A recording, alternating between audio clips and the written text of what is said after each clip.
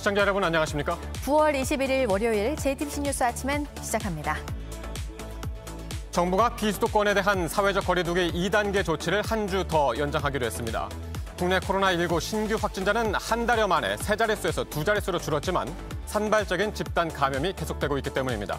게다가 대규모 이동이 있을 추석 연휴를 앞두고 있어 방역 당국은 긴장을 늦추지 못하고 있습니다.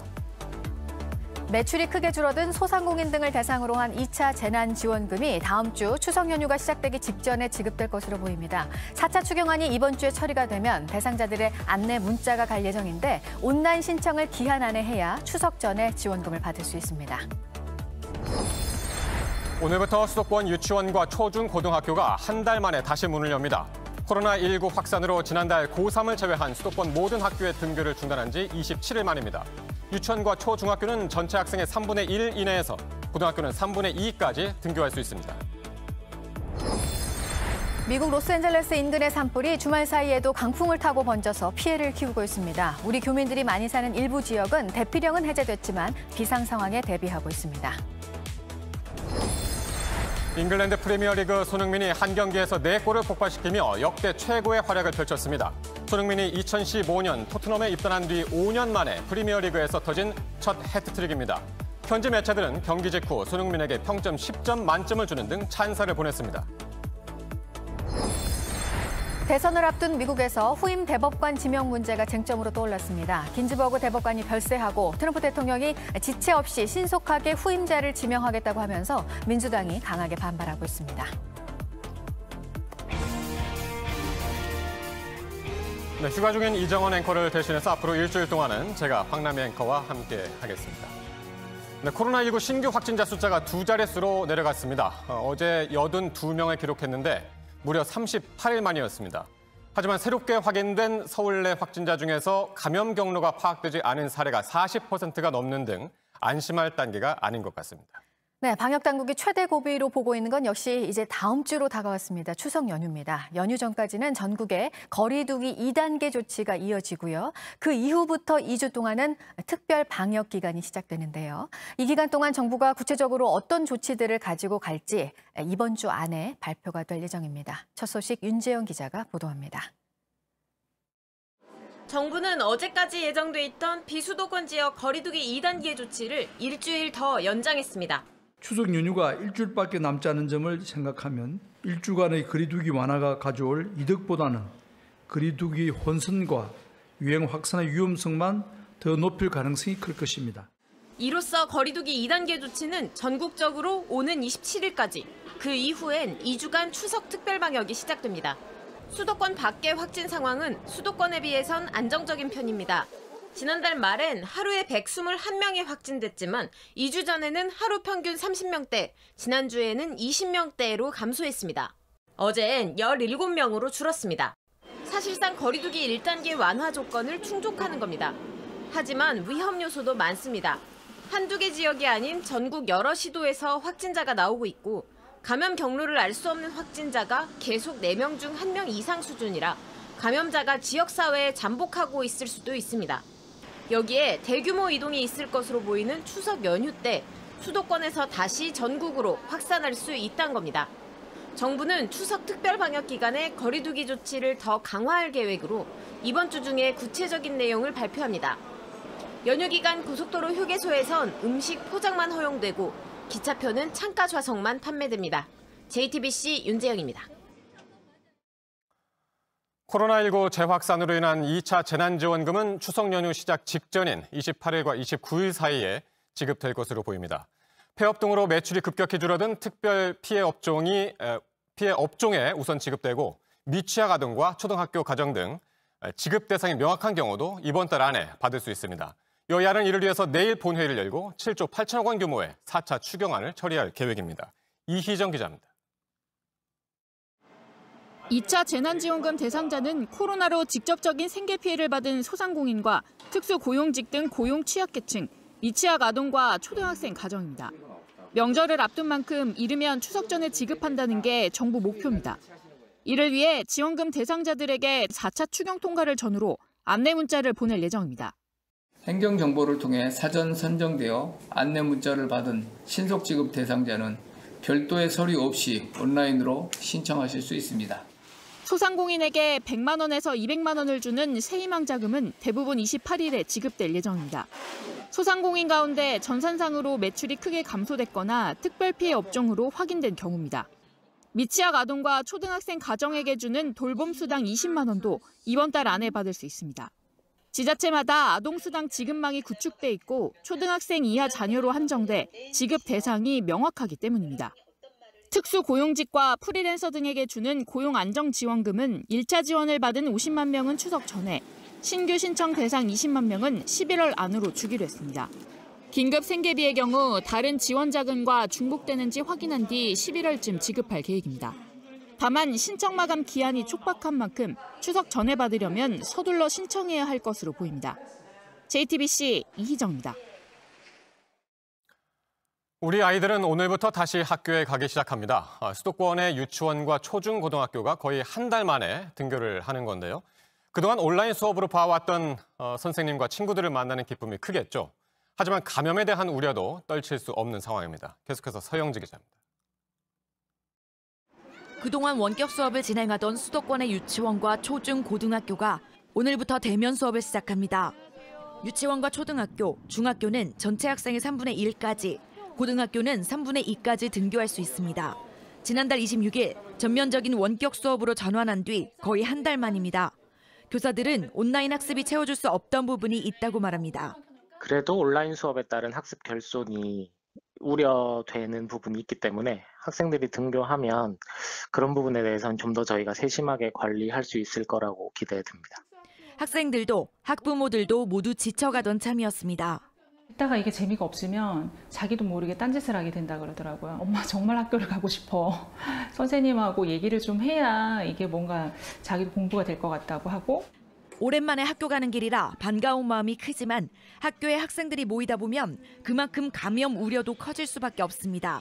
솔직히 엄마들도 이게 아이들을 집에서 계속 케어를 하다 보니까 너무 힘드니까 지금은 학교를 갔으면 좋겠다는 분위기가 많은데 이제 그럼에도 사실은 좀 불안한 부분이 있는 것 같아요. 하루 신규 확진자가 100명 안팎을 유지하는 상황에서 이루어지는 등교인 만큼 학생들과 학교 관계자 모두 긴장을 놓을 수 없습니다. 교육당국은 학교 방역 지원 인력을 1학기 수준인 4만 명 정도 확보할 수 있도록 노력한다는 방침입니다. JTBC 서영지입니다. 네, 이런 가운데 부산에서는 대학교에서 집단 감염이 발견됐습니다. 강의실에서 수업 시작한 지 일주일도 안 돼서 확진자 9명이 나온 겁니다. 학생들은 걱정했던 일이 터졌다는 반응입니다. 윤두열 기자입니다. 부산 동아대학교 부민 캠퍼스입니다. 학생이 짐을 싸서 기숙사를 빠져나옵니다. 코로나19 확진자가 나와 학교가 폐쇄된 겁니다. 이 학교에서 그제 확진자 2명이 나왔습니다. 서로 전혀 모르는 사이입니다. 한 명은 기숙사생이었고 다른 한 명은 동아리 활동을 활발히 했습니다. 두 학생의 학교 내 접촉자를 조사했더니 506명이나 됐습니다. 이 중 300여 명을 먼저 검사했는데 7명이 추가로 확진 판정을 받았습니다. 이틀 동안 동아대 학생 확진자가 9명으로 늘었습니다. 누가 먼저 감염됐는지는 아직 알 수 없지만 수업과 동아리뿐만 아니라 함께 밥을 먹고 술자리도 가지면서 감염된 걸로 보입니다. 학생들은 우려했던 일이 터졌다는 반응입니다. 학생회가 설문조사를 했는데 대부분의 학생들이 대면 강의를 원하지 않았습니다. 하지만 학교 측은 대면 수업과 비대면 수업을 병행했습니다. 그러다 한 주도 안 돼 집단 감염으로 이어졌습니다. 대면, 비대면을 선택하는 부분이 있었지만 졸업을 하게 된다면 전공 필수라는 과목들. 동아대는 확진자가 나오자 10월 4일까지 전 과목을 비대면 수업으로 전환한다고 밝혔습니다. 부산시는 대면 수업을 진행하는 다른 학교에도 불가피한 수업을 제외하곤 비대면 수업으로 바꾸라고 권고했습니다. JTBC 윤두열입니다. 프리미어리그 토트넘의 손흥민 선수가 한 경기에서 무려 4골을 터뜨리며 자신의 한 경기 최다골 신기록을 세웠습니다. 손흥민은 현지 시간 20일 영국 사우스햄턴의 세인트 메리 스타디움에서 열린 사우스햄턴과의 원정 경기에서 전반 종료 직전 첫 골을 시작으로 모두 4골을 폭발시키며 팀의 5대2 역전승을 이끌었습니다. 이번 골은 손흥민이 2015년 토트넘에 입단한 뒤 5년 만에 프리미어리그에서 터진 첫 해트트릭이기도 합니다. 평소 득점에 치중했던 동료 케인이 이번에는 손흥민이 넣은 4골을 모두 어시스트했습니다. 현지 매체들은 경기 직후 평점 10점 만점을 주는 등 손흥민의 극찬을 아끼지 않았습니다.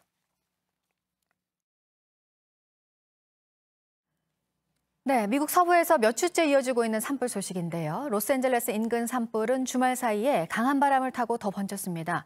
연기와 바람에 진화 작업이 좀처럼 속도를 내지 못하고 있고 진화율이 15% 정도입니다. 홍희정 특파원이 전해왔습니다. 로스앤젤레스 북동부 지역에서 진행 중인 밥캣 산불의 기세가 수그러들 기미를 보이지 않고 있습니다. 현지 시간 20일 오전 기준 밥캣 산불로만 약 405제곱킬로미터, 서울 면적의 66%가 불에 탔습니다. 진화율은 15%에 그친 상태. 일부 주택들은 불에 탔고 추가 대피령이 내려졌습니다. 우리 교민들이 많이 거주하는 아케이디아 등 일부 지역은 현재 대피령이 해제됐지만 여전히 위험에 노출돼 있어 비상 상황에 대비하고 있습니다. 연방산림청은 습도가 낮고 바람의 세기도 최고 풍속 70m에 달하는 등 불길 위력이 거세 피해가 심하다고 분석했습니다. 산불 현장에는 소방관 1,300여 명이 투입됐고 진화형 항공기들은 연거푸 물을 뿌리며 진압에 나섰습니다. 밥캣 산불 인근 엘도라도 산불 현장에서는 소방관 1명이 숨졌습니다. 아기 성별 공개 파티에서 발화된 이 산불로 지금까지 약 40제곱킬로미터가 불에 탔습니다. 한편 캘리포니아주에서는 올해 총 6,900여 개 산불이 발생해 총 14,164제곱킬로미터, 서울 면적의 24배가 불에 탔습니다. 로스앤젤레스에서 JTBC 홍희정입니다.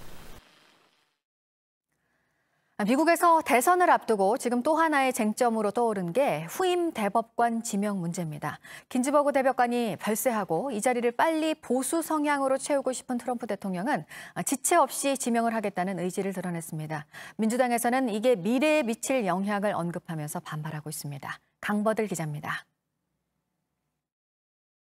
It was because of the work that she's done that I was able to have a good job that allowed me as a single woman to support myself and to choose to have a family. She was not swayed, easily swayed, and she just had people's best interests at heart. 진보의 아이콘 루스 베이더 긴즈버그 대법관에 대한 추모가 이어지고 있습니다. When do you think there will be enough? It's obvious. When there are 9. 법조계의 여성이 극소수였던 변호사 시절부터 1993년 대법관이 된 이후에도 긴즈버그 대법관은 성평등과 여성 권익, 소수자 인권 신장에 기여했습니다. 췌장암으로 투병하던 긴즈버그 대법관은 자신이 사망하면 진보 4명, 보수 5명인 대법원이 더 우경화될 것을 걱정한 것으로 알려졌습니다. 긴즈버그 대법관은 사망 직전 새 대통령이 뽑히기 전까지 교체되지 않는 게 가장 강력한 소망이란 말을 손녀에게 남기기도 했습니다. 하지만 트럼프 대통령은 후임을 가능한 빨리 지명하겠다고 밝혔습니다. 긴즈버그 대법관을 임명했던 빌 클린턴 전 미국 대통령 등 민주당 인사들의 강한 비판이 쏟아지고 있습니다.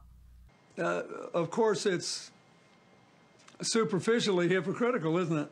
They're trying to jam the court with as many ideological judges as they can, but 선거 직전 공석이 생겼을 때 지명을 보류한 전례가 많다는 겁니다. JTBC 강버들입니다. 또 다른 논란거리도 또 만든 트럼프 대통령입니다. 인종차별에 항의하는 시위를 취재하던 기자가 경찰이 쏜 고무탄에 맞아 다친 것을 두고 이렇게 말했습니다. 워싱턴 김필규 특파원이 전합니다. Remember this guy Welchie? He got hit on the knee with a canister of tear gas, and he went down. He didn't. He was down. My knee. Nobody cared. These guys didn't care. They moved him aside, and they just walked right through. It was the most beautiful thing. 트럼프 대통령이 언급한 장면은 지난 5월 조지 플로이드 사망 사건으로 시작된 미니애폴리스의 인종차별 반대 시위입니다. 당시 현장을 취재하던 MSNBC 기자가 경찰이 쏜 고무탄에 맞았습니다. Allie, it sounds like they're chanting "Do it, do it," like they're daring the state troopers to fire on them again. Am I hearing that right? All right, guys, I got hit. Yeah, I got hit. Hold on. 트럼프 대통령은 아름다운 광경이었다고 하면서 그게 법과 질서라고 강조했습니다. 벨슈 기자는 평화 행진을 취재한 내가 어긴 법이 무엇이냐며 반박했습니다. 트럼프 대통령은 그동안 자신에게 비판적인 매체를 노골적으로 비난해왔습니다. 하지만 이번처럼 취재 과정에서 경찰에 다친 기자까지 겨냥한 것은 도를 넘었다는 지적이 나왔습니다. MSNBC도 성명을 내고 대중에 알리기 위해 위험을 무릅쓴 기자를 대통령이 조롱한 건 다른 언론인을 위험하게 만들고 언론 자유를 위협하는 거라고 비판했습니다. 워싱턴에서 JTBC 김필규입니다. 네, 이 밖에 새로 나온 소식들 좀 더 보겠습니다. 러시아가 입국 금지를 해제할 나라에 우리나라를 포함시켰는데요. 특정 목적의 비자가 있을 경우에만 갈 수 있어서 관광을 하기 위한 입국이 쉬워지는 건 아닙니다. 보도국 연결하겠습니다. 박지훈 기자, 항공기 운항이 이제 재개되는 조치와 연계되는 거라고 할 수 있겠죠? 네, 그렇습니다. 어제 러시아 정부는 자체 웹사이트에 정부 결정문을 올렸습니다. 내용은 한국과 벨라루스, 카자흐스탄, 키르기스탄 등 4개 국가 국민들에 대해서 코로나19 때문에 취해졌던 입국 금지를 해제한다는 것입니다. 이에 따라서 우리나라 국민들은 공항 입국 심사서를 통과하면 러시아 입국이 가능해집니다. 또한 러시아인들도 한국에 제한 없이 들어올 수 있게 됩니다. 앞서 러시아 정부는 지난 18일 한국과의 정기 항공표 운항을 오늘 27일부터 재개한다고 발표했는데요. 이에 따른 후속 조치입니다. 하지만 러시아 입국은 비자가 있어야만 가능합니다. 현재로서는 양국 모두 관광 비자는 발급해주지 않을 것으로 보입니다. 원래 한국과 러시아는 상호 무비자 입국이 가능했는데요. 지난 4월에 중단된 후에 아직까지 풀리지 않고 있습니다. 네, 영국에서는 자가격리 위반을 했을 때 처벌이 더 세졌습니다. 많게는 우리 돈으로 1,500만 원이라고요? 네, 그렇습니다. 영국 정부는 코로나19 자가격리 규정을 한 차례 위반하면 벌금 150만 원을 부과할 예정입니다. 하지만 여러 차례 위반하거나 고용주가 자가격리 중인 직원한테 해고 위협을 하면 최대 1,500만 원 벌금을 부과합니다. 영국에서는 그동안 유증상자 동거자는 2주간 자가격리 규정이 있었는데요. 사실상 잘 지켜지지 않았습니다. 그런데 최근 확진 사례가 급증하자 정부가 경찰을 동원해서 격리 지침 준수 여부를 점검하겠다는 것입니다. 19일 현재 영국의 하루 신규 확진자 수는 4,422명이고 사망자는 27명입니다. 마지막으로 오늘 새벽 4시 반쯤에 서울 제기동 청가물 시장에서 대형 화재가 났다는 소식입니다. 불은 통닭집에서 시작된 걸로 보입니다. 현재까지 진화 작업이 진행 중인데 점포 67개 가운데 9개가 소실됐습니다. 다행히 인명피해는 없습니다. 이 밖에 새로 나온 소식을 8시 이후에 다시 연결해서 전해드리겠습니다. 지금까지 아침엔 지금 JTBC 박지윤입니다. 네, 이번에는 오늘 아침 체크해봐야 할 뉴스들 분야별로 살펴보겠습니다. 먼저 정치 분야입니다. 20대 국회 패스트트랙 충돌 사태로 기소된 국민의힘 관계자들에 대한 정식 재판이 오늘 열립니다. 황교안 전 대표와 나경원 전 의원 등 전직 의원 13명, 또 현직 의원 9명, 보좌관 3명 등 27명이 모두 출석합니다. 코로나 감염 가능성을 줄이기 위해서 피고인들을 나눠서 재판을 진행할 방침입니다. 국민의힘이 진통 끝에 오늘 새로운 당색과 로고를 발표합니다. 애초 어제 발표할 예정이었는데 기존 당색인 핑크색과 새롭게 제시된 3원색에 대한 이견 조율이 길어지면서 하루 연기됐습니다. 대량 해고와 임금 체불 문제로 논란이 된 이스타 항공의 창업주 이상직 더불어민주당 의원과 피감기관으로부터 1,000억 원대 편법 수주 의혹을 받고 있는 박덕흠 국민의힘 의원에 대한 각 당의 처리 방침에 관심이 쏠리고 있습니다. 민주당은 이번 주 추석 전에 이 의원에 대한 징계 문제를 결론 내겠다는 입장이고 박덕흠 의원은 오늘 기자회견을 열어 의혹에 대해 직접 해명할 예정입니다. 지난 10년 동안 고소득 사업자들이 신고하지 않은 소득이 10조 원에 달했습니다. 21조 원이 신고돼야 하는데 11조 원가량만 신고가 됐습니다. 부과된 세금 가운데 실제로 징수가 된 건 70% 정도였습니다. 국세청에서 자료를 받은 민주당 양향자 의원은 탈루 위험이 높은 이들에 대한 세무조사를 확대해야 한다고 촉구했습니다. 서울에서 아파트 증여 비중이 지난달 역대 최고치였습니다. 2,700여 건으로 전체 거래 건수의 22.5%였는데요. 지난 7월 정부의 부동산 정책으로 종부세, 양도세율을 대폭 올렸고 이 규제를 피하기 위한 강남권의 움직임이 법 시행 전에 몰린 것으로 해석됩니다. 추석 민생 안정 대책의 일환으로 오늘부터 종이 온누리 상품권을 10% 할인된 가격으로 살 수 있고요. 이번 달 1인당 구매 한도도 100만 원으로 2배 늘어납니다. 전통시장과 중소형 마트에서 농수산물을 살 때 최대 10,000 원까지 할인을 받을 수 있는 쿠폰도 풀립니다. 110억 원어치입니다. 계속해서 사회 분야 뉴스입니다. 코로나19 확산 방지를 위해 이번 추석 연휴 고속도로 휴게소에서 음식을 먹는 것이 금지됩니다. 휴게소 내 실내 테이블 운영은 중단되고 모든 메뉴는 포장만 가능합니다. 코로나19 재확산에 대한 책임을 물어 서울시가 사랑제일교회와 목사 전광훈 씨를 상대로 46억 원의 손해배상 청구 소송을 낸 것과 관련해서 사랑제일교회 측이 서울시에 맞소송을 하겠다고 밝혔습니다. 코로나 확산은 문재인 대통령과 정은경 질병관리청장 탓이라며 교회 측 변호사와 의사 등 전문가와 함께 생방송 공개 토론을 하자고 요구했습니다. 대한의사협회가 오는 27일 최재집 회장에 대한 탄핵 여부를 결정합니다. 최 회장이 의협 회원들의 동의 없이 일방적으로 의정 합의문에 서명했다는 게 이유인데요. 임시총회에 재적 대의원 3분의 2 이상이 출석하고 출석 대의원 3분의 2 이상이 불신임안에 찬성하면 최 회장은 자리에서 물러나게 됩니다. 민주당 이낙연 대표가 코로나 영향을 크게 받고 있는 공연 예술 현장을 찾았는데요. 공연을 취소해도 대관료를 100% 내야 한다는 현장의 고충을 듣고 문체부가 실태 파악에 나섰으면 좋겠다고 말했습니다. 지난 주말에 대만 여행객들이 비행기로 제주 하늘을 돌고 돌아가는 이색적인 경험을 했습니다. 코로나 때문에 해외여행을 할 수 없는 상황에서 진행된 가상 출국 체험 행사였습니다. 기내에서 한국의 놀이 등을 배우는 문화체험도 했습니다. 올해 초 이상문학상 거부 파문을 촉발했던 소설가 김금희 씨가 새 장편 소설을 냈습니다. 지난달 작가가 직접 낭독을 통해 연재한 독자에게를 단행본으로 출간했습니다. 여성들의 연대에 관한 이야기입니다. 문재인 대통령이 오늘 권력기관 개혁 회의를 주재하는데요. 지난해 2월 이후 1년 7개월 만입니다. 공수처 설치 진행 상황 그리고 검경 수사권 조정안과 국정원 개혁안 등에 대해서 논의를 할 예정입니다. 공직선거법 위반 등의 혐의에 이재명 경기도지사에 대한 파기환송심 첫 재판이 오늘 열립니다. 지난 7월 대법원 전원합의체가 2심 판결에 대해서 무죄 취지의 파기환송을 결정해서 다시 재판이 시작됐습니다. 5.18 민주화운동 당시 군의 헬기 사격이 있었다고 증언한 고 조비오 신부의 명예를 훼손한 혐의를 받고 있습니다. 전두환 씨 재판이 오늘 열립니다. 오늘은 전 씨 측이 신청한 증인들의 신문이 진행이 됩니다. 분야별 뉴스들 체크해드렸습니다. 오늘 전국에서 맑고 화창한 가을 하늘이 펼쳐지겠습니다. 아침은 강원도 대관령의 기온이 5도 아래로 떨어지는 등 쌀쌀하겠습니다. 반면 낮 기온은 20도가 넘는 곳이 많아서 일교차가 10도 넘게 크게 벌어지겠습니다.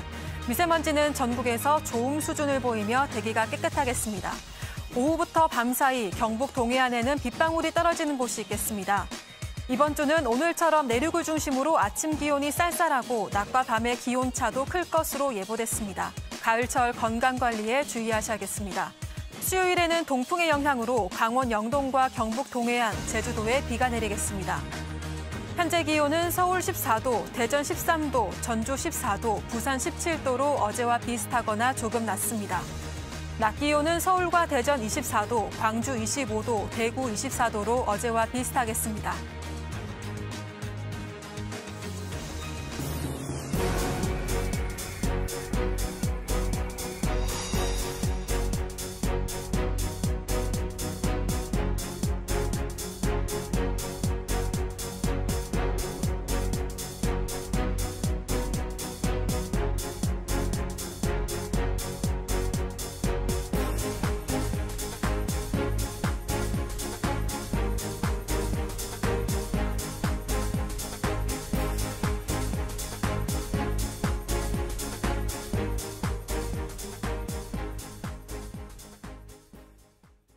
강원도 철원에 있는 군부대에 침입해서 북한으로 넘어가려 한 30대 탈북민이 붙잡혔습니다. 2년 전 북한에서 탈출했던 남성으로 등산하려다 잘못 들어왔다고 주장하고 있습니다. 경찰은 이 남성이 체포 당시 휴대전화 4대와 절단기, 캠코더를 갖고 있어서 군부대 안을 촬영했다는 의심도 하고 있습니다. 이상엽 기자입니다. 30대 탈북민 A씨가 강원도 철원의 육군 3사단에 침입한 건 지난 17일 오전 9시입니다. 북한과 접경 지역으로 민간인 통제선과 불과 14km쯤 떨어진 곳입니다. 전차대대 사격장에서 붙잡힌 A씨는 군 관계자에게 명성산을 등산하려다 잘못 들어왔다고 주장했습니다. A씨는 당시 휴대전화 4대와 절단기, 캠코더 등을 갖고 있었습니다. 군 당국은 민간인인 A씨를 경찰에 넘겼고 경찰 조사 결과 월북을 시도하려던 걸로 파악됐습니다. 법원은 국가보안법상 탈출 미수 혐의로 A씨에 대한 구속영장을 발부했습니다. 서울중앙지법은 혐의 사실이 소명되고 도망갈 우려가 있다고 봤습니다. 특히 국가안보와 관련된 사안의 중요성에 비춰 구속수사가 필요하다며 영장 발부 이유를 설명했습니다. A씨는 지난 2018년 북한에서 탈출했습니다. 2년 가까이 서울 성동구에 살면서 최근 주변에 월북하겠다는 뜻을 밝혔던 걸로 알려졌습니다. 경찰은 A씨가 군부대 안을 촬영했는지도 수사 중입니다. 월북하려던 이유 등과 휴대전화, 캠코더를 분석해 검찰로 넘길 예정입니다. JTBC 이상엽입니다. 어젯밤 11시 30분쯤 서울 역삼동에 있는 주상복합에서 불이 났습니다.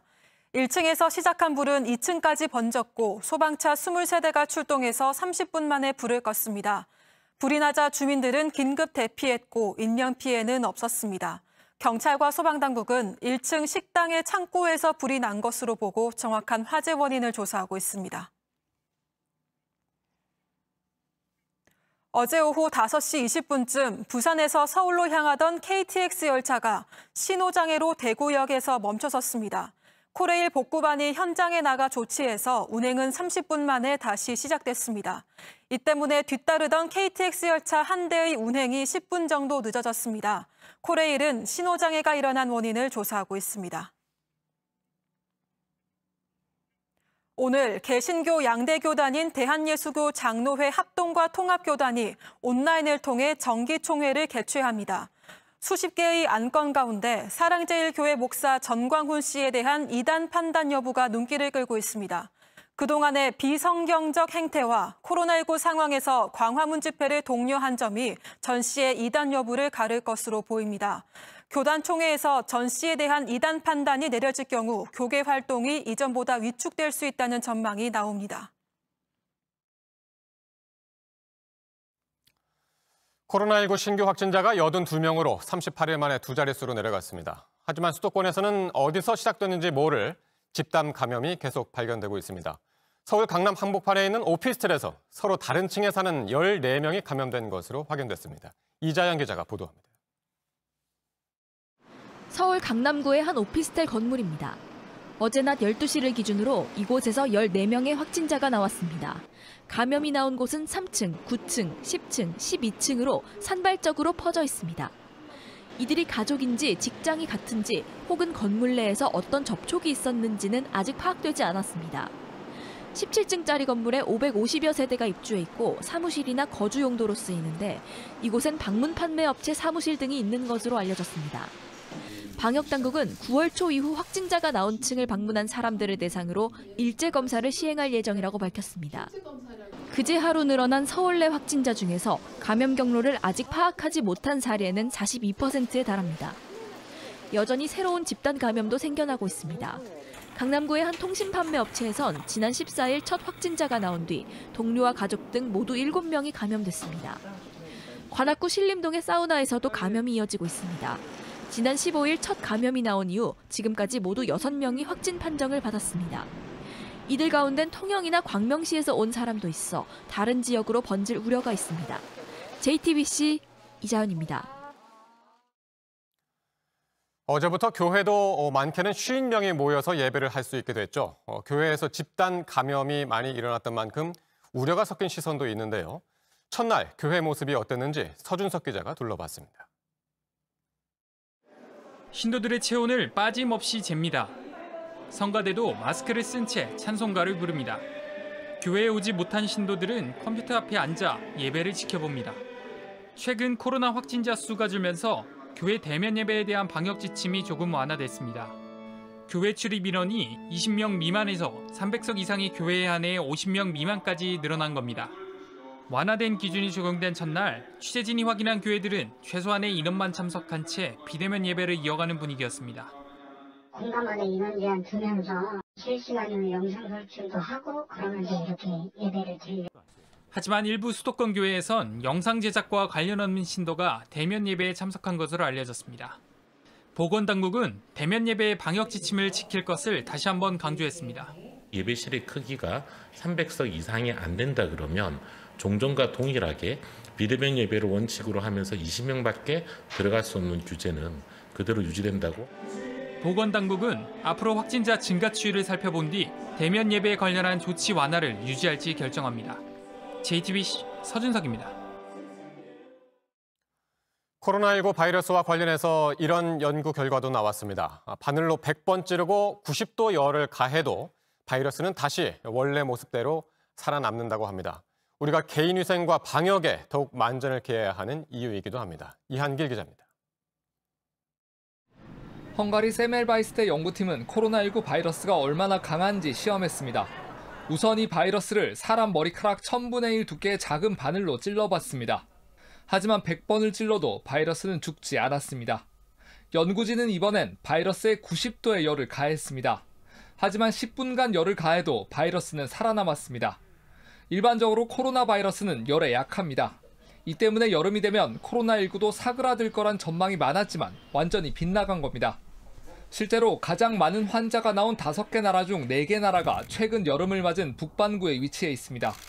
연구팀은 또 코로나19 바이러스 표면에 있는 스파이크 단백질이 61개나 됐다고 밝혔습니다. 이 스파이크 단백질이 많을수록 사람에게 침투하기 쉬워집니다. 그만큼 전염력이 강하다는 뜻입니다. 연구팀은 코로나19 바이러스가 환경에 매우 잘 적응하고 강한 물리적인 충격을 받아도 회복할 수 있다고 결론 내렸습니다. JTBC 이한길입니다.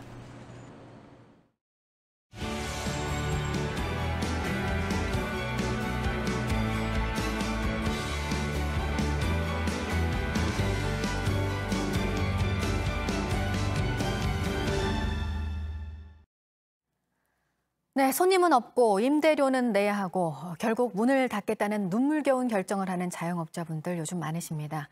저희가 보도를 해드렸던 소식이었는데요. 가뜩이나 이렇게 힘든 시기에 관리를 하는 상가의 임대료 감면을 없애겠다고 서울시가 기습 통보를 했다는 것이었습니다. 논란이 일자 상가 임대료를 다시 줄여주기로 했는데 연말까지입니다. 이지은 기자가 보도합니다. 코로나19가 확산되던 지난 2월. 서울시는 시가 관리하는 상가의 임대료를 50% 감면해줬습니다. 고통 분담의 차원입니다. 그런데 코로나가 재확산하고 사회적 거리 두기가 강화되던 지난 8월, 서울시는 갑자기 임대료 원상복구를 통보했습니다. 일부 상가에 대해선 원상복구에 더해 아예 6.4%를 올리기까지 했습니다. 말이 아예 안 되죠. 지금 내려도 시원찮을 판에 하루에 뭐 개시를 하고 가냐 마냐. 한 장 팔고 가냐 마냐. 고통을 분담하자면서 정작 임대료를 올리는 서울시에 대해 JTBC가 보도한 뒤 그 논란이 커졌습니다. 이에 서울시는 상가 임대료를 4개월간 더 깎아주고 관리비 일부를 면제해주겠다고 발표했습니다. 하지만 상인들의 걱정이 다 가신 것은 아닙니다. 연말까지 한시적인 대책이기 때문입니다. 내년에도 백신이나 치료제 개발이 안 되면 이 상권 회복이 계속 더디게 이어질 텐데 올 연말까지 한시적으로 면제를 해준다고 하는 것은 상인들의 걱정은 계속되는 때문에 코로나19와 같은 특별한 사정이 생겼을 때 임대료를 조정하는 합리적인 기준이 필요하다는 지적도 나왔습니다. JTBC 이지은입니다. 네, 이렇게 서울시와 계약을 맺은 경우 말고요. 일반 건물주와 계약을 한 자영업자들, 착한 임대료 운동이 이어지기도 했지만 하루하루 더해지는 손실을 감당하기가 어려운 상황인데요. 이 임대료를 좀 조정할 방법이 없는지 여러 대책들이 또 얘기가 되고 있습니다. 이어서 고승혁 기자입니다. 이재명 경기지사가 자영업자의 월세 부담을 줄이기 위해 임대료 조정에 나서겠다고 밝혔습니다. 코로나19 사태로 손님이 줄고 집합금지 명령으로 영업도 못하는데 자영업자 홀로 피해를 떠안는 건 불합리하다는 이유에서입니다. 코로나19 때문에 특히 임차하는 자영업자들의 고통이 커지고 있기 때문에 적극적으로 중재하고 서로의 입장을 파악하고 이를 위해 정부의 임대료 조정을 위해 지자체가 어떤 것들을 할 수 있는지 문의한 상태입니다.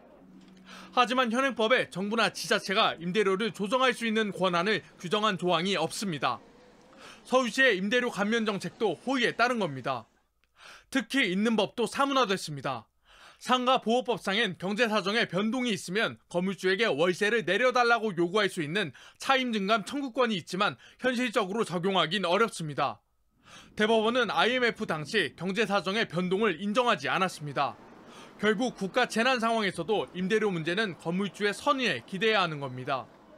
이 때문에 정의당 심상정 대표는 피해 단계별로 임대료를 줄이는 제도를 제안하기도 했습니다. JTBC 고승혁입니다. 참 끊이지 않고 나오는 음주운전 사고 소식들이죠. 경찰이 더 강력한 단속을 예고했습니다. 박병현 기자입니다. 지난 6일 서울 서대문구에서 음주운전자가 들이받은 가로등이 쓰러져 6살 어린이가 목숨을 잃었습니다. 또 사흘 뒤엔 인천 을왕리 해수욕장에서 만취한 운전자가 배달 오토바이를 들이받아 운전자가 사망했습니다. 최근 음주 사망 사고가 잇따르자 경찰이 음주운전 단속을 강화하겠다고 밝혔습니다.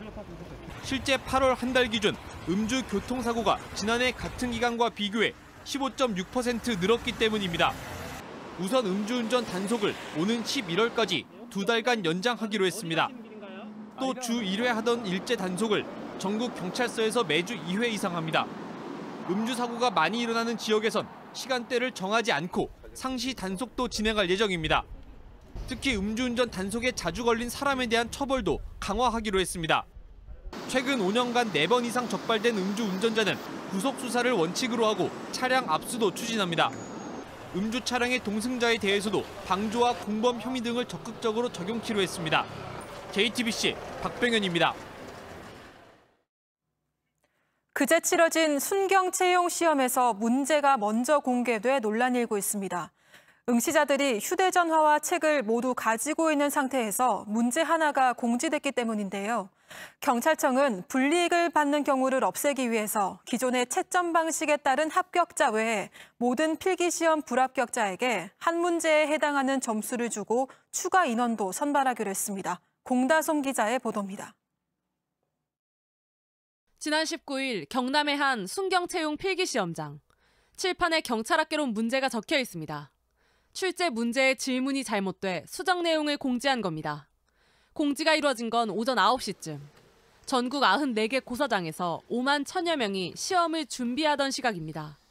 휴대전화와 책 등 소지품을 모두 제출하고 입시를 마친 9시 45분이 지나 공지했어야 했는데 실수란 겁니다. 경기 남부와 경남 등 25개의 교실에서 이 같은 일이 벌어졌습니다. 형평성에 어긋난다는 논란이 일자 경찰청은 대책 마련에 나섰습니다. 경찰은 우선 해당 문제 자체는 오류가 없기 때문에 원래 답 그대로 채점하기로 했습니다. 대신 이 문제 때문에 필기시험에 탈락하는 응시자를 구제하는 방안을 마련했습니다. 모든 불합격자에게 한 문제에 해당하는 점수를 부여하고 추가 합격자 그룹을 뽑는 겁니다. 이후 시험 절차는 원래 합격자 그룹과 추가 합격자 그룹을 따로 진행하기로 했습니다. JTBC 공다소입니다. 국토교통부가 최근 구본환 인천공항 사장을 해임해달라고 건의하면서 그 이유 중 하나로 밝힌 것은 바로 직원을 부당하게 직위 해제했다는 것이었습니다. 구본환 사장은 사장의 인사재량이라고 반박했습니다. 하지만 중앙노동위원회도 부당하다고 판단한 사실이 저희 취재 결과 확인됐습니다. 강현석 기자가 보도합니다. 국토부가 구본환 사장을 해임 건의한 이유 중 하나는 직원 인사를 공정하게 하지 않았다는 내용입니다. 지난 3월 인사 경위를 설명해달라는 이메일을 보낸 직원을 직위 해제한 행위가 불공정하다고 본 겁니다. 구 사장은 이에 대해 인사 재량이라고 반박했습니다. 사장을 향해서 그런 걸 무모하게 보내다니. 직위 해제는 인사 명령입니다. 그래서 이것은 인사 재량권으로 많이 본다는 게 일반적인 견해입니다. 하지만 중앙노동위원회가 지난 10일 이 인사가 부당하다고 판단한 것으로 확인됐습니다. 앞서 인천지방노동위원회도 이메일을 보낸 것이 인사 규정상 직위해제 사유에 해당하지 않는다고 판단했습니다. 해당 직원은 당연한 결과라면서도 법적 다툼까지 준비하고 있습니다. 메일 한 통 보냈다고 다짜고짜 직위해제를 하고 지금 겪고 있는 과정들이 꿈 같기도 하고 너무 힘든 건 사실입니다. 사법부 최종 판단까지 끌고 가지 않을까 살짝 걱정도 됐고. 앞서 구 사장은 직원들에게 중노회에서도 행정소송 등 끝까지 법적 대응을 하겠다는 취지의 입장을 밝혔습니다. JTBC 강현석입니다.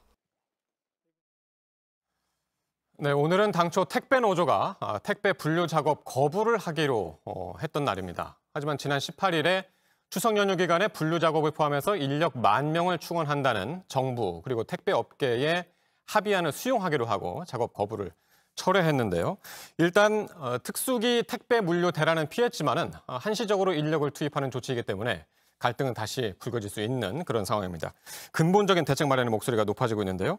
택배 노동자 과로사 대책위원회의 진경호 집행위원장과 말씀 나눠보겠습니다. 어서 오십시오. 예, 반갑습니다. 예.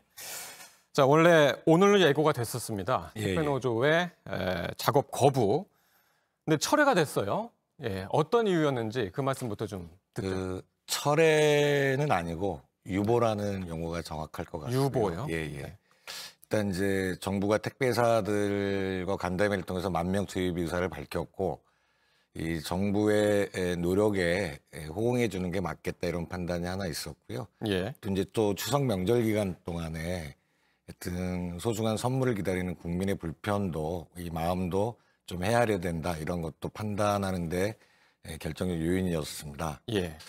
근데 이제 실제로 유보라고 하는 거는 저희들이 그래서 이제 정부의 발표를 믿고 23일부터 9시부터 출근을 합니다. 지금 기존 7시에서. 네. 23일이면은 내일 모레부터요. 수요일이요. 예, 예. 예.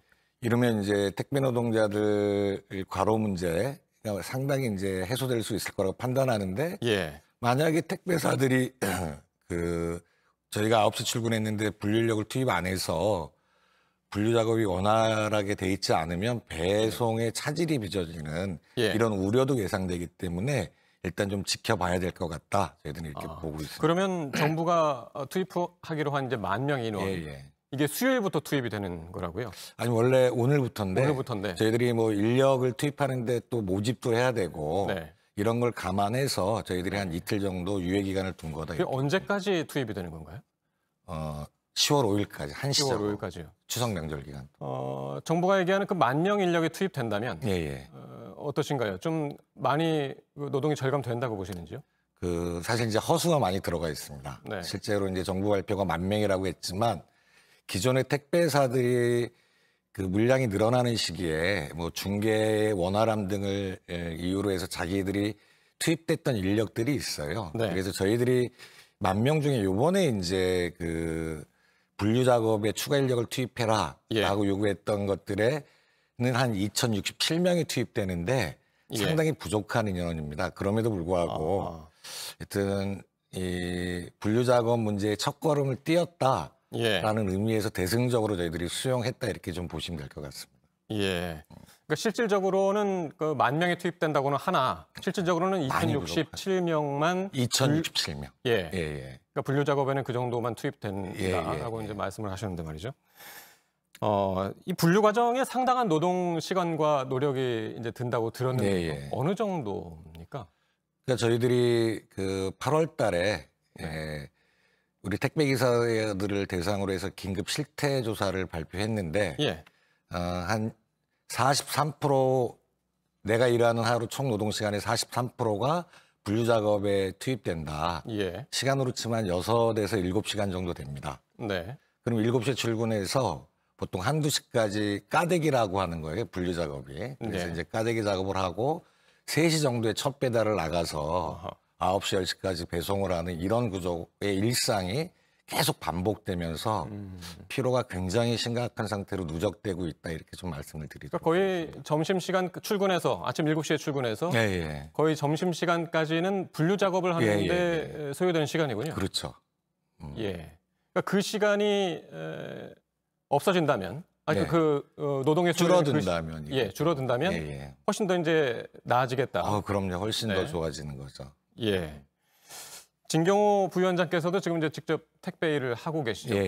당장 이제 추석 연휴인데요. 수요일부터 이제 시작하고 그 기간에는 택배가 어느 정도나 더 많아질 거라고 보시나요? 저도 이제 지금 저는 우체국 택배라고 있는데요. 농촌한 우체국 13년째 근무 중에 있는데 보통 명절 때 되면 한 40~50% 증가하고 민간 택배사들은 한 20~30% 증가하는데 코로나19로 이미 한 택배 물량이 20~30% 늘어난 상태에서 추석 물량까지 겹치면 한 50% 이상은 늘어날 거다. 예. 저는 이렇게 보고 있습니다. 이미 시작됐어요, 현장에서. 예. 어떻습니까? 그 50%가 더 늘어난다면 이제 1.5배인데 말이죠. 예. 예. 감당을 하실 수 있는 분량인가요? 그러니까 정말 매우 심각한 거죠. 그래서 요 기간만이라도 한시적으로 분류 작업에 인력이 투입되면 그나마 좀 숨을 좀 돌릴 수 있을 건 아니냐. 이런 이제 절박성에서 저희들이 요구하고 주장해 왔다. 이렇게 좀 말씀을 드리도록 하겠습니다. 예. 자, 그런데 말이죠. 이 택배 분류 작업이라는 것이 지금 28년 동안 이어져 온 관행이라고 들었습니다. 예. 처음부터 이 업무 배분이 말이죠. 예. 왜 이런 식으로 결정이 된 건가요? 그러니까 지금 이 분류 업무가 누구 업무냐를 규정하는 법조문이 단 한 조항도 없어요. 그리고 심지어는 이제 택배사들이 작성한 위수탁 계약서에도 분류 작업이 니네들 업무야라고 명시적인 조항이 없습니다. 예. 단지 그냥 28년조 택배가 처음 도입될 때 그 물량이 별로 없잖아요. 시스템도 잘 안 거쳐 있으니까 한두 시간 정도 구분 작업만 하면 됐으니까 우리들이 해왔는데 지금 이제 택배사들은 28년 동안 니네들이 관행적으로 해온 거니까 니네들 업무야 이렇게 주장하고 있는 것이고 근데 지금은 6~7시간이 걸리잖아요. 예. 그 전부 무임금이죠. 공짜 노동이죠. 이 문제가. 그래서 아니 도대체 너무 심한 거 아니냐 이 문제는. 그러니까 이게 법으로 규정되든 이제 제도적으로 보완돼야 될 시점이 아니냐 저희들이 이렇게 주장하고 있고 택배사들은 관행이니까 앞으로도 니네가 해야 돼 이렇게 주장하고 있는 것들입니다. 그러면 부위원장께서 직접 느끼기에도 애초 처음에 이 택배기사 업무를 시작하실 때랑 지금이랑 상당히 많이 차이가 나는 어마어마하게 차이가 있는 거죠. 그때는 분류 작업이라는 게 물량이 없기 때문에 한두 시간이면 끝났었고 그 정도 시간을 위해서 인력을 투입하는 게 좀 사치스러울 수도 있었죠. 근데 지금은 6~7시간이나 전체 택배가 배달할 때 우리가 투입되는 시간은 50% 가까이 되니까 이 문제는 이제 좀 해결해야 된다. 이렇게 이제 주장하고 있는 거죠. 근데 그동안에도 택배 업체 측에 이런 요구를 이제 여러 차례 해오신 걸로 들었는데 말이죠. 업체 측의 반응은 뭔가요? 입장이 뭡니까? 그러니까 택배사들은 니네 택배 기사들하고 우리는 계약 관계가 아니야. 이렇게 이제 주장하면서 협상은 고사하고 만나는 것조차 지금 거부하고 있는 거예요. 그런데 저희들 맨날 우체국 조끼 입고 CJ 로고가 막혀진 CJ 옷 입고 배달하잖아요. 그러니까 우리 국민들 모두가 다 우리 기사들 보면 다 소속된 기사들로 보고 있는데 계약 관계가 아니라는 이유로 지금 뭐 만남조차 거부하고 있는데 택배사들이 이제는 좀 변해야 되는 거 아니냐. 협상의 장에 좀 나와서 같이 머리 맞대고 논의하면 좋은 것 아니냐. 사실 이번 분류 작업에 투입되는 인력 비용 문제도 저희들이 정말 택배사들이 돈이 없어서 힘들다고 하면 우리들도 분담해 줄게. 이런 얘기를 수차례 밝혔는데 뭐 협상이 돼야 이런 얘기를 구체적으로 그럼 몇 프로 할 건지 이런 얘기가 될 거 아닙니까? 지금 만남 자체를 거부하기 때문에 딱 그 수준에 지금 봉착돼 있다 이렇게 좀 말씀드리겠습니다. 택배기사분들의 입장은 뭐 충분히 이해가 갑니다. 이렇게 지금 막 듣더라도 말이죠. 근데 소비자 입장에서 생각을 한다면 지금 이제 택배 요금이 한 2,500원 정도 되지 않습니까? 그러니까 그 택배 분류 업무를 또 다른 사람들이 하고 그 비용이 추가로 든다면 택배 비용도 좀 문제가 되는 것이 좀 더 올라가는 것이 아닌가 우려하시는 분들도 계십니다. 사실 이제 택배 요금이 조금 올라도 감내하겠다는 게 압도적 국민의 여론이라 저희는 이렇게 보고 있어요. 그래서 실제로 택배 요금이 일본에 비해서 4분의 1도 안 되는 거고 그렇지만 지금 당장에는 택배 요금을 올리지 않더라도 충분히 해결할 수 있는 방안이 있습니다. 우리 소비자들이 택배사 인터넷 쇼핑몰에 쇼핑할 때 2,500원 정도 지불하잖아요. 평균 택배비로. 그런데 이런 인터넷 쇼핑몰들이 택배사랑 계약을 할 때는 1,730원이 평균 택배 단가입니다. 770원이 그 리베이트 형태로 인터넷 쇼핑몰에 네. 백마진 형태로 다시 흘러 들어가게 되는 거죠. 예. 그러니까 이것만 제대로 정부가 관리하고 통제해서 예. 택배 요금을 지불한 그 금액은 택배비로만 쓸 수 있도록 하면 네. 지금 2,500원에서 단 한 푼도 올리지 않더라도 네. 택배 기사들의 근무 조건이나 이런 것들이 획기적으로 개선될 수 있다 저는 이렇게 보고 있습니다. 네. 택배 기사들의 이제 근로 환경, 처우 상당히 이제 열악한 걸로 알고 있고 지금 말씀만 들어도 이제 알겠고요. 과로사 문제도 있고 이 밖에 또 어려우신 점이 있다면 어떤 점들이 있을까요? 그러니까 실제로 지금 직접 종사하는 인원만 5만 명이 넘고 있고요. 택배업에. 그 산업 연관 효과는 뭐 어마어마한 거 아닙니까? 수백조가 넘는데 네. 이런 산업에 대해서 법이 하나도 없다는 건 사실 네. 매우 심각한 문제다. 그래서 택배 산업 발전과 거기에서 일하고 있는 종사자들의 처우를 규정하는 법조문이 반드시 필요하고 예. 다행히 이제 그 민주당 박홍근 의원이 이제 생물법을 발의를 하셨어요. 예. 그래서 이번 국회에 꼭 통과되기를 좀 바라고 있고 예. 그 앞서 좀 말씀드렸지만 좀 택배사들하고 정부하고 택배 기사들하고 시민사회 단체가 좀 머리를 맞대고 네. 지금 분류인력 추석 기간 동안에 투입하고 그럼 10월 5일부터 이제 본격적인 추수 처리돼서 그 과일도 막 이제 수확하는 처리돼서 택배가 또 굉장히 늘어나는 시기인데 이 문제 어떻게 할 거냐? 좀 근본적인 대책을 위한 노사정 시민사회 단체가 참가하는 협의기구라도 좀 만들자라고 네. 주장하고 있고요. 이게 좀 예. 당면에서 가장 절실한 요구입니다. 그렇군요. 앞으로 뭐 법도 개정해야 하는 상황이 있고 실질적인 개선까지는 아직까지 정말 많은 시간과 노력이 필요하겠군요. 네, 말씀 잘 들었습니다. 전국 택배 연대 노조의 진경호 수석 부위원장과 말씀 나눴습니다. 고맙습니다. 예, 감사합니다. 네, 밤사이 미국에서 들려온 소식 한 가지 더 전해드리겠습니다. 이란과 북한이 장거리 미사일 개발과 관련해서 협력을 재개했다는 보도가 나왔습니다. 이러한 소식을 전해지면서 미국이 곧 발표할 이란 제재안에 북한이 언급될지도 관심을 모으고 있습니다. 유한울 기자가 전해드립니다. 북한에 대한 언급은 미국이 이란의 핵과 미사일 등과 관련해 곧 독자 제재안을 발표할 거란 보도 가운데 나왔습니다. 이란이 북한과 장거리 미사일 프로젝트 협력을 재개했다고 미국 정부 고위 당국자가 말했단 겁니다. 이 당국자는 양국의 작업에 중요 부품 이전도 포함됐다면서도 정확한 협력 시작 시점 등은 밝히지 않았다고 로이터 통신은 전했습니다. 이를 통해 이란이 연말까지 핵무기 제조에 충분한 핵물질을 보유할 수 있을 거라고도 했습니다. 하지만 여기에 대한 구체적인 증거를 제시하진 않았다고 통신은 덧붙였습니다. 북한과 이란은 전통적인 우방으로 탄도미사일과 핵기술 분야에서 협력한다는 의심을 꾸준히 받아왔습니다.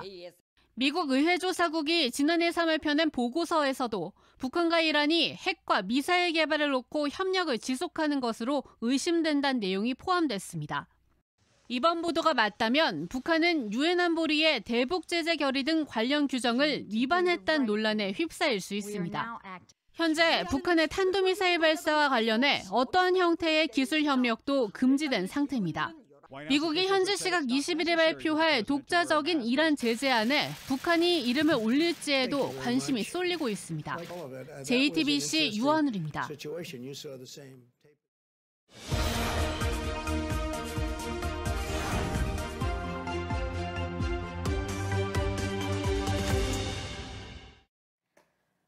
바야흐로 1인 미디어 전성시대, 자신이 가장 내세울 만한 분야 혹은 남이 시도하지 않은 분야에서 사람들과 생각을 공유하고 그 시도가 성공해서 뜨거운 관심을 받게 된다면 그만큼 영향력도 커지게 되는데요. 이에 힘입어서 책 출간으로까지 이어지는 경우도 요즘 많습니다. 소개해드리겠습니다. 이거는 내 비밀이다. 근데 오늘 터뜨려봤다요. 네, 불륜이 나오는 여러모로 화제가 됐던 드라마를 보고 보였던 통쾌한 반응으로 많은 사람들을 웃게 만들기도 했던 할머니의 요리책입니다. 저걸 내가 따라할 수 있을까 싶은 음식 레시피보다 누구나 할 수 있는 간단한 레시피가 요즘 대세죠. 온라인에서도 인기가 높았던 국수 시리즈를 포함해서 쉽게 만들 수 있는 집밥 레시피들에 몸에 들어갈 건 절대 아끼지 말라는 마음까지 담겨 있습니다. 네, 새로 나온 책 좀 더 볼까요? 노력하면 웬만큼은 살 수 있다는 건 우리 사회의 현실을 모르고 하는 말이라는 이 책. 우리 사회에 존재하는 각종 불평등을 들여다봤습니다. 무탈하지만은 않은 지금, 괜찮지 않은 세상에 끝까지 질문을 던져야 한다고 말하는데요. 이 세상 모든 존재에 대해 예의가 필요하다는 저자의 말이 더 다가옵니다. 프리즘을 통과한 햇빛처럼 아름답게 산란하는 사랑의 빛깔들을 보여주는 소설책도 있습니다. 다른 사람을 사랑하는 게 실은 자신을 키우는 일이고 그 성장은 사랑을 하면서뿐만이 아니라 사랑 후에도 계속된다는 나를 빛내주는 사랑을 이야기합니다. 새로 나온 책 전해드렸습니다. 네, 방탄소년단이 소속돼 있는 빅히트 엔터테인먼트 다음 달 중에 이제 주식시장에 상장될 예정인데 이번 주에 절차가 시작이 됩니다. 보도국 연결해서 알아보겠습니다. 어떤 내용입니까? 네, 빅히트 엔터테인먼트는 오늘 24일부터 25일까지 기관 투자자를 대상으로 수요 예측 조사를 합니다. 이어서 다음 달 5일부터 6일까지는 일반인 대상 공모주 청약을 진행하는데요. 현재 공모 예정가는 10만 5천 원에서 13만 5천 원입니다. 만일 공모 예정가를 최고 예정가인 14만 5천 원으로 계산하면 빅히트의 시가총액은 4조 5천 7백억 원에 이릅니다. 빅히트의 매출에서 BTS가 차지하는 비중은 80% 이상인데요. 이 경우 BTS의 시장 가치는 3조 6천 5백억 원에 이릅니다. 1인당 시장 가치가 5,200억 원에 달한다는 계산이 나옵니다. 참고로 몸값이 가장 비싼 축구 선수인 메시의 이적료는 9,832억 원입니다. 네, 그리고 지난달에 갭 투자 비율이 서울 강남을 비롯한 일부 지역에서 70%대까지 올랐다고요? 네, 그렇습니다. 민주당 박상혁 의원이 국토부로부터 받은 자료에 따르면요. 지난달 서울 강남구와 서초구, 용산구의 전체 매수 건수 가운데 갭 투자는 60에서 70%에 이르렀습니다. 갭 투자는 전세 보증금을 끼고선 주택을 매수하는 것을 의미하는데요. 서초구는 72.4%, 강남구는 62.2%, 송파구는 50.7%였습니다. 고가 주택이 많은 용산구도 70.7%였습니다. 지난 6월 강남구의 갭 투자 비율은 78.8%였습니다. 반면에 지난달 다른 지역의 갭 투자 비율은 30에서 40%였습니다. 업계는 정부가 시가 15억 원 초과 주택에 대해서 담보대출을 제한할 영향으로 분석합니다. 이 때문에 고가 주택이 많은 강남권에서 전세 보증금을 끼고 매수했다는 것입니다. 마지막으로 보좌진의 코로나19 검사로 이광재, 이상직 두 의원의 국회 출입이 제한된다는 소식입니다. 두 의원의 보좌진은 각각 확진자와 접촉해서 현재 자가 격리 중입니다. 두 의원의 출입 가능 여부는 보좌진들의 검사 결과가 나온 뒤에 결정됩니다. 지금까지 아침에 지금 JTBC 박지윤입니다. 서로 거리를 둬야 하는 코로나19 시대. 코로나 검사부터 예배 참석까지 차 안에서 앉은 채로 하는 게 낯설지 않아졌습니다. 서커스 공연도 국내에서 처음으로 이런 드라이브인 방식으로 진행되고 있습니다. 크레인으로 무대를 자동차 앞까지 들어 올렸고 환호성을 지르는 대신 자동차 경적을 울려서 응원했습니다. 김나한 기자가 다녀왔습니다. 비현실적인 묘기를 펼치는 배우는 관객 코앞을 스쳐 지나가고 서로 딱 붙어 앉은 관객들은 탄성을 내뱉습니다. 서커스 공연의 흔한 풍경이지만 올해엔 많이 다릅니다. 매표소 앞 줄을 서는 대신 주차장에 대기하던 자동차들이 줄을 지어 무대 앞 공터로 미끄러져 들어옵니다. 배우가 공연 시작을 알리자 시작이라고 말하면 여러분 다 같이 해야 돼. 같이 경적을. 자동차들이 일제히 경적을 울립니다. 서커스 기술을 응원하는 건 함성 대신 서로 박자를 맞춘 경적 소리. 박수라도 쳐줘요. 관객이 무대로 다가갈 수 없으니 크레인이 무대를 번쩍 들어 자동차 바로 앞으로 가져다 놓습니다. 지난해 5월 한 달 동안 7만여 명 관객을 끌어모은 이 서커스는 올해 코로나로 일정을 2번 연기한 끝에 드라이브인 방식을 선택했습니다. 한 회 공연에 들어올 수 있는 건 자동차 30대뿐. 한 차엔 3명까지 탈 수 있어 전체 관객 수는 100명 이내로 제한됐습니다. 너무 신기하고요. 그리고 같은 공간에 가족이 있으니까 되게 편안한 느낌도 있고요. 네, 되게 재밌었어요. 창문 다 열려있고 조금 머리 내밀고 그러니까 괜찮았어요. 조금 기다리면 모일 수 있지 않을까. 올해 내내 초조함 속에 기다리던 공연계는 끝이 잘 안 보이는 감염병 사태 속에서도 낯선 실험을 이어가고 있습니다. JTBC 김나은입니다. 잉글랜드 프리미어리그 토트넘 손흥민 선수가 한 경기에서 무려 4골을 터뜨리며 자신의 한 경기 최다골 신기록을 세웠습니다. 손흥민은 현지 시간 19일 세인트메리 스타디움에서 열린 사우샘프턴과의 원정 경기에서 전반전이 종료되기 직전 첫 골을 시작으로 모두 4골을 넣으며 팀의 5대2 역전승을 이끌었습니다. 이번 골은 손흥민이 2015년 토트넘에 입단한 뒤 5년 만에 프리미어리그에서 처음으로 터진 해트트릭이기도 합니다. 평소 득점에 치중했던 동료 케인 선수는 이번에는 손흥민이 넣은 4골을 모두 어시스트했습니다. 현지 매체들은 경기 직후 평점 10점 만점을 주는 등 손흥민에게 극찬을 아끼지 않았습니다. 오늘 전국이 맑겠고 내륙을 중심으로 낮과 밤의 기온차가 크겠습니다. 오후부터 밤사이 경북 동해안에는 빗방울이 떨어지는 곳이 있겠습니다. 미세먼지는 모든 지역에서 좋음 수준을 보이겠습니다. 낮 기온은 서울과 대전 24도, 광주 25도, 대구 24도로 어제와 비슷하겠습니다.